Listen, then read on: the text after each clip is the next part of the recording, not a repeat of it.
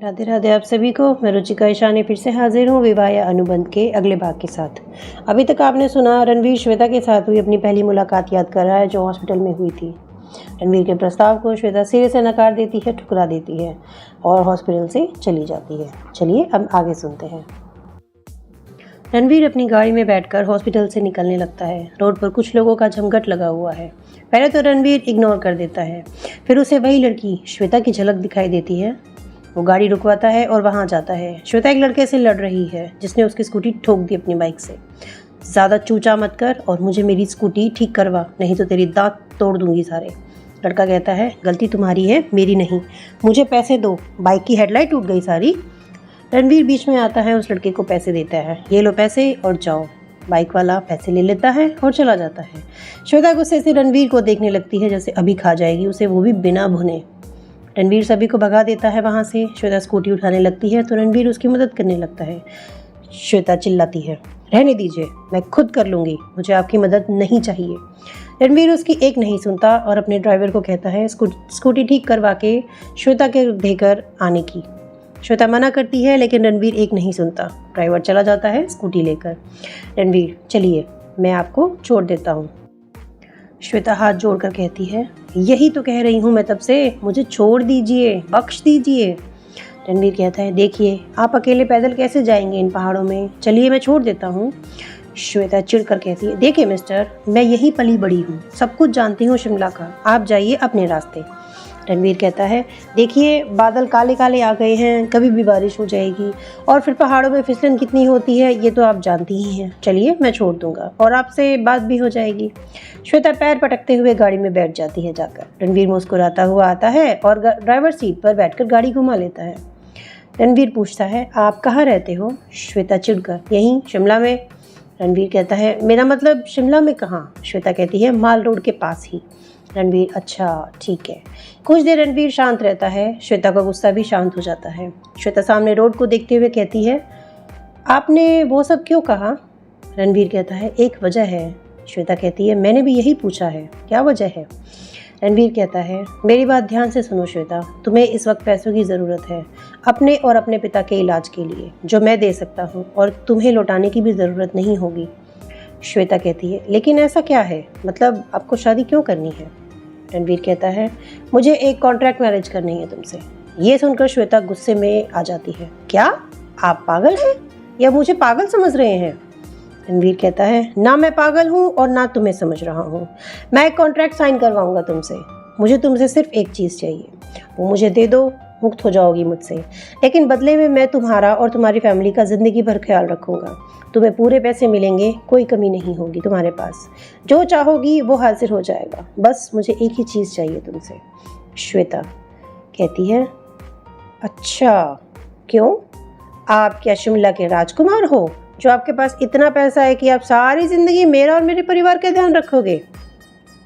रणवीर गहरी सांस छोड़ते हुए कहता है हाँ मैं हूँ राजकुमार। श्वेता पहले उसे हैरानी से देखती है, फिर उसका ध्यान उसकी गाड़ी के बोनट पर लगे झंडे पर जाता है जो कि तिरंगा है और उसके साथ में कुछ साइन भी बने हुए हैं बोनट पर। वो ध्यान से देखती है तो बिरला लिखा होता है।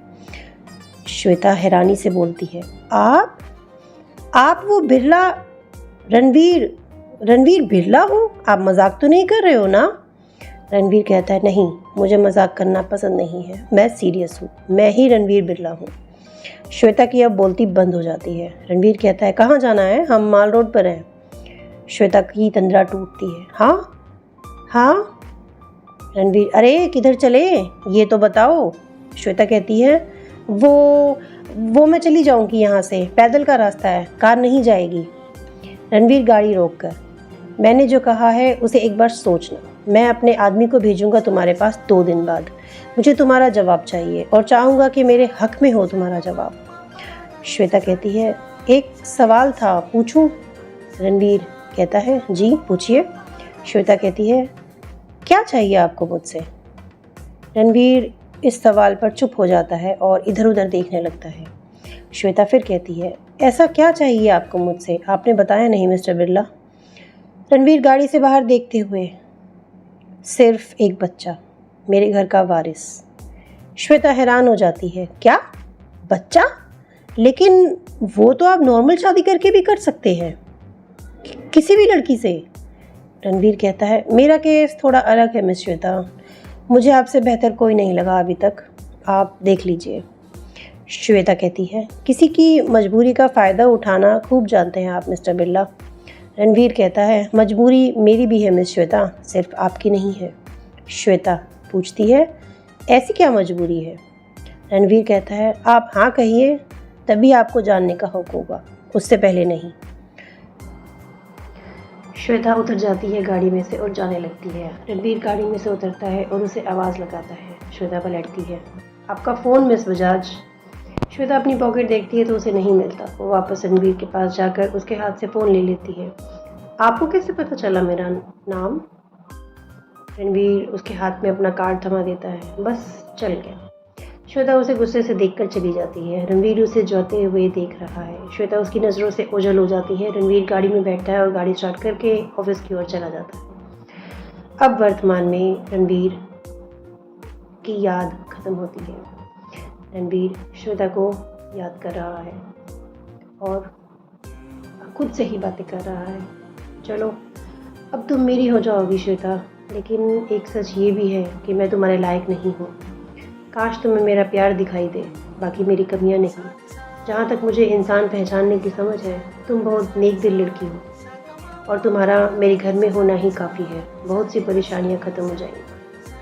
रणवीर श्वेता को मैसेज करता है। श्वेता अपनी माँ की तस्वीर देख रही है और रो रही है और उनसे बात कर रही है। माँ, अब ये तो तय हो गया है कि मैं रणवीर बिरला से शादी कर रही हूँ, लेकिन मुझे बहुत डर लग रहा है माँ। सब ठीक रहे, बस आप मेरा साथ देना वहाँ पर भी, कहीं मैं मुसीबत में ना फंस जाऊँ। श्वेता को मैसेज आता है रणवीर का। उफ, अब शादी भी कल ही करनी है इन्हें, अब क्या करूँ? भैया को बताना होगा। श्वेता आलोक के पास जाकर उसको सब बता देती है। आलोक अपने पिता के सामने बात रख देते हैं कि श्वेता की शादी है। उसके पिता दुखी हो जाते हैं क्योंकि उनके पास पैसे नहीं हैं अपनी बेटी को कुछ भी देने के लिए। वो अपनी अलमारी खोलने को कहते हैं आलोक को। आलोक अलमारी खोलकर एक बक्सा निकाल कर लाता है और अपने पिता के कहने पर वो श्वेता को दे देता है। श्वेता उसे खोलकर देखती है। उसमें एक पतली सी सोने की चेन, 2 चूड़ी सोने की और कानों की झुमकी होती है।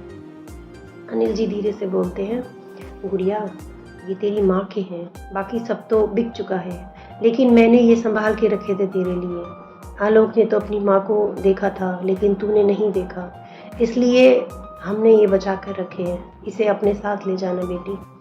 श्वेता की आंखें भीग जाती हैं। वो उसमें से चूड़ी निकाल कर आलोक के हाथ पर रख देती है और कहती है, भैया मैंने ये चैन और झुमकी ले ली है, लेकिन ये हमारे घर की बहू के लिए है, क्योंकि सब मैं रखूँगी तो उसे क्या मिलेगा? उन्हें भी तो माँ के आशीर्वाद चाहिए होगा ना, इसलिए ये आप रखिए। और पापा आप चिंता नहीं करिए, बस अपना ध्यान रखिए।